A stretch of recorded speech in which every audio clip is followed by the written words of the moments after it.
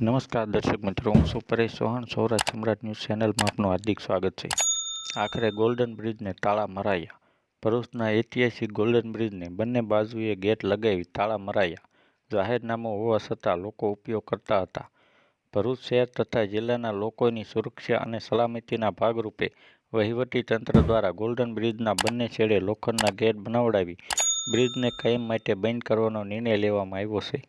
ફરવા આવતા લોકો જાહેરનામાનું ઉલ્લંઘન કરતા હતા. ભરૂચના ઐતિહાસિક ગોલ્ડન બ્રિજની આવરદા પૂરી થતાં ભરૂચ કલેક્ટર દ્વારા ગોલ્ડન બ્રિજને વાહનો તેમજ પબ્લિકની અવરજવર માટે બંધ કરવામાં આવ્યો હતો. તેમ છતાં પણ સાંજના સમયે કેટલાક લોકો ગોલ્ડન બ્રિજની સહેલવા આવી તંત્રની જાહેરનામાનું સરેઆમ ઉલ્લંઘન કરી રહ્યા હતા. ગોલ્ડન બ્રિજમાં ફરવા તેમજ મોબાઈલમાં સેલ્ફી ક્લિક કરવા આવતા લોકોને જોતા પોલીસ દ્વારા વારંવાર રોકવામાં આવતા હતા. તેમ છતાં પણ પોલીસની નજર ચૂકવી ગોલ્ડન બ્રિજમાં કેટલાક લોકો બિનઅધિકૃત રીતે પ્રવેશ કરતા હતા. બંને છેડે ગેટ બનાવી તેને તાળા મારવામાં આવ્યા ત્યારે હવે આગામી સમયમાં કોઈ મોટી દુર્ઘટના ન સર્જાય તેમજ લોકોની સુરક્ષા અને સલામતીના ભાગરૂપે આખરે ગોલ્ડન બ્રિજને તાળા મારવામાં આવ્યા છે. વહીવટી તંત્રો દ્વારા ગોલ્ડન બ્રિજના બંને છેડે લોખંડના ગેટ બનાવડાવી બ્રિજને કાયમ માટે બંધ કરવાનો નિર્ણય લેવામાં આવ્યો છે. બ્યુરો રિપોર્ટ, વંદના પવાર, સુરત.